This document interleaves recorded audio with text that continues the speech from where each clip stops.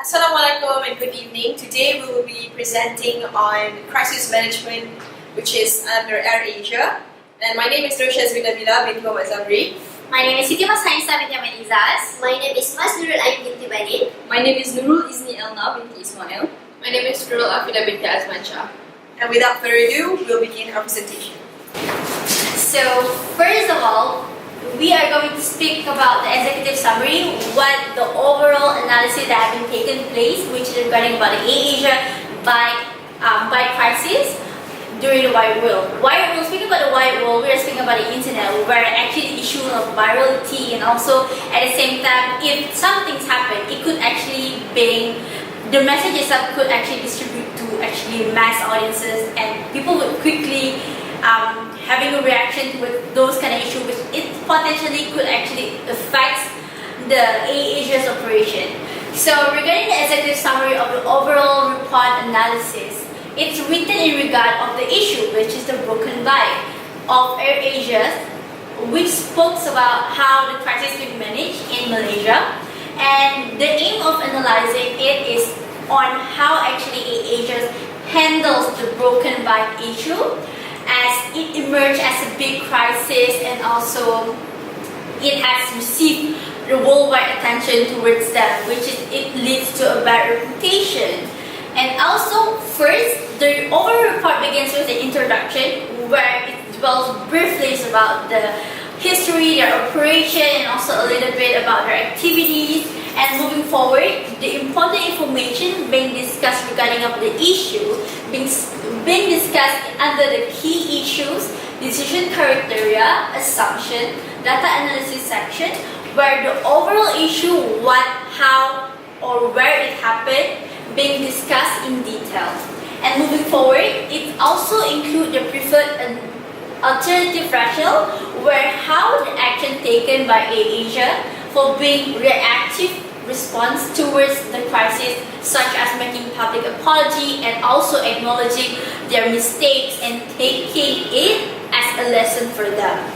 And moving forward, the overall report analysis also proving, it providing the suggestions like what it is can be done in future, what is actually can be improved, and lastly the conclusion where the overall report actually speaks about how it is actually being analyzed. And that's all from me regarding the issue, regarding the point for executive summary. So we are going to be moving forward to the introduction part. Okay, so I would like to explain for the introduction. Everyone knows that AIRASIA is a famous, well-known airline company that provides low-cost fare. So not just that, AIRASIA also delivers the world-class service for more than 500 million guests across Asia Pacific since 2001. Okay, people around the world can travel using AIRASIA for about 130 destinations with 320 routes with all-star staff that altogether 22,000. Not just that, AIRASIA also got 22 hubs, which is 5 located in Malaysia, 6 in Thailand, 4 in Indonesia, 3 in India, 3 in Philippines, and also 1 in Japan. The total Airbus in AIRASIA, which consists of 222 Airbus, A320 consists. So moving forward, I will explain about the top management in AIRASIA. The first one is Dato' Kamarudin Maranel, which is the co-founder and executive chairman of AIRASIA, and the next one is the well-known entrepreneur in Malaysia, which is Tony Fernandez. He is the CEO for AIRASIA Group. Okay, and then we got Irene Omar as a digital transformation and corporate service, which is responsible for AIRASIA digital strategy, promoting and also encouraging collaboration across AIRASIA business and markets. And last but not least, we got Taru Maligan Kanagalikam, better known as Lingam, is Deputy Group CEO in airline business. Okay, I will explain a bit about the cases, while my teammates after this will explain in details about it. Recently, AIRASIA has gone viral about their case, which is their workers is mishandled customer bike, and it's caused and the bike is broken, and the customer posted in her social media, which is Facebook, about the case. So, however, AirAsia managed to overcome the crisis, where Dr. Tony Fernandez managed to apologize and will cover the story. Throughout the case and how they managed the crisis, my teammates will explain in further about that. For the key issue, I will explain in details in terms of 2 points. First, what happens in the incidents, and second, what happens to the post that has been posted on Facebook. First, a video footage appeared online which include AirAsia RAM staff mishandling a bicycle that belonged to a passenger, was posted on Facebook by a Facebook user named Hen Liu. In the video, 2 RAM staff of the AirAsia ground crew was seen mishandling the bicycle very roughly. The handler was seen dragging the 2 bags containing the bicycle from the conveyor belt, then popping them to the ground. The passenger reported that they had just returned from a triathlon in Taiwan. Attached in the post was a photo showed a visible damage done to a part of the bicycle. She then said, "Thank you, AirAsia, you broke my bike," and went viral. The post inside people to give feedback, and they are voicing out their experience with AirAsia. The comment section will fill with some voicing out their irritations over having a similar experience with AirAsia. This then lead to a response from Tony Fernandez and Riyad Azman. These are the Facebook page from Tony Fernandez. He made an public apology regarding the issue. Thanks. And these are the statement made by Riyad Azman in a video posted on AirAsia Facebook page. Next, I will decide further on the decision criteria made by AirAsia. First, AirAsia have demonstrated an example of how to deal with a crisis by providing a prompt response. In the span of 19 hours prior to the time video was posted, AirAsia have made a quick response regarding the issue. This was made by Tony Fernandez and also Riyad Azman. This is a perfect example of handling a crisis, and from analyzation, it is tallied with image restoration theory by William Benoit. There are 5 image repair strategies with subcategories. First are denial, second is evasions of responsibility, 3 is reducing offensiveness, 4 corrective actions, and 5th is the modifications. AirAsia took on the reducing offensiveness and modification strategy. In reducing offensiveness strategy, they give an offer to waive all fees regarding to bicycle transportations for the month of April. This shows that the organization was willing to make up to their mistake and provided itself to be responsible. Second is the modification strategy. AirAsia took the responsibility on the incident by making 2 public apologies, first by Tony Fernandez and second by Riyad Azman.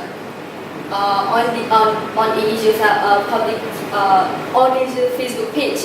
In a statement by Tony Fernandez, he clarified on the RAM staff who handled the cargo was under a partner called GTR, but he still take responsibility on the incident. Second, Riyad Azman, through a video, Riyad Azman respond that he assured the public that they are looking into this matter seriously and stern action will be taken accordingly. And for the assumptions, the RAM staff who are under the GTR company was not be given a proper training and also a brief on the guideline on how to handle passenger belonging. So I'll be explaining on the data analysis. It's basically a rundown of what had happened during the situation. On March 21st, these are the photos and visuals that I will be explaining now. So on March 21st, there was a video posted online by Fan Lim in regard about how the ramp staff of AirAsia treated their baggage, which was mishandling it really badly.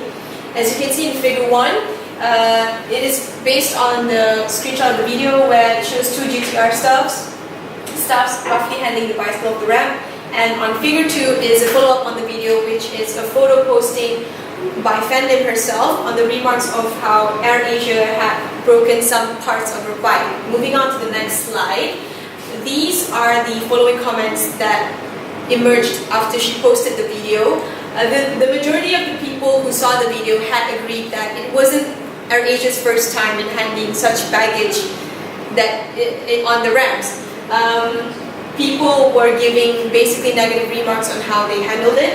And right after the post went viral, Tony Fernandez went on his public Facebook page and immediately issued an apology on his page.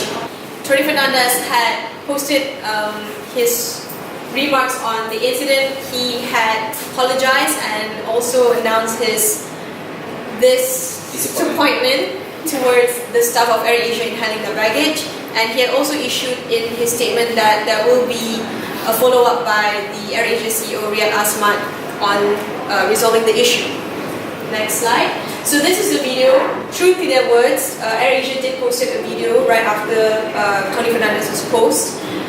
They titled the video, "We are sorry, bikes are for riding, not throwing." So in the video by Riyad Azman, he had apologized again on behalf of AirAsia and also had took an immediate action on ways to resolve the issue, which is waiving fees for the bicycle transportation for the month of April 2018.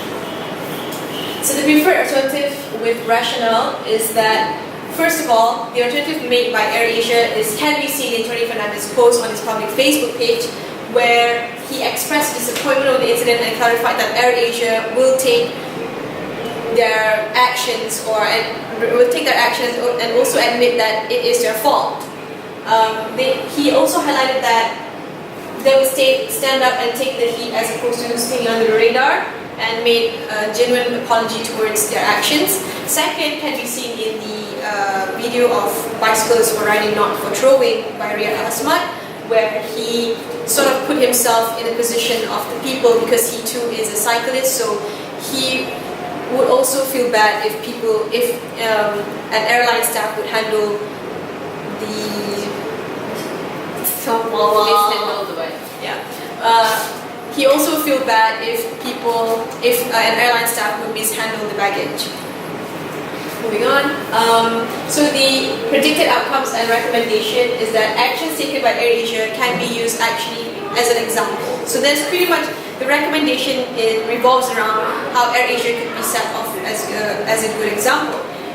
The reason is because, firstly, it had showed that it is important to be prompt in delivering any actions that pertains to a crisis. It can be seen in the situation where everything was resolved under the span of less than 19 hours.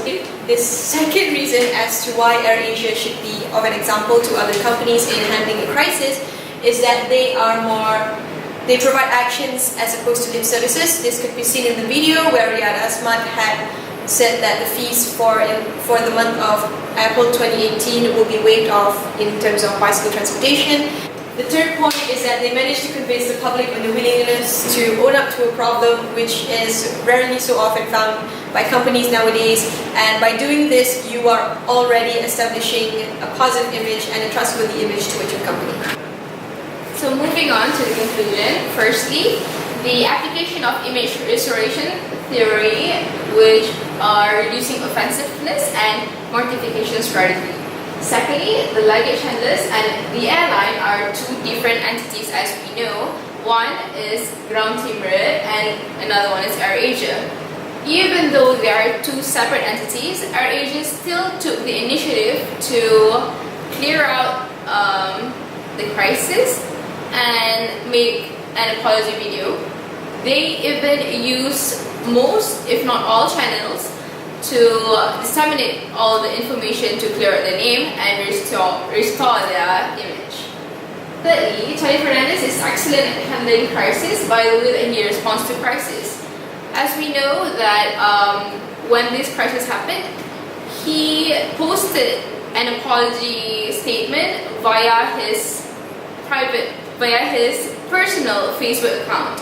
So he's not only being a responsible boss, but he's also being a responsible human being. And next, AirAsia proved that it is vital to show good communication skills as it reflects an efficient top-down management. Here we know that, as I mentioned just now, they have used so many mediums to disseminate channels. One of it is that when the crisis happened, they quickly responded to it on social media, and then they posted an apology video of Riyad Ahmad, and they also released a press release. So it's all like good efforts shown by AirAsia. Lastly is AirAsia's crisis communication team had assessed their SWOT analysis. This is obvious as they have assessed all their strengths, weaknesses, opportunities and threats. As we know that they have handled this crisis effectively, and they have efficiently and successfully restored the image restoration for their company. Thank you.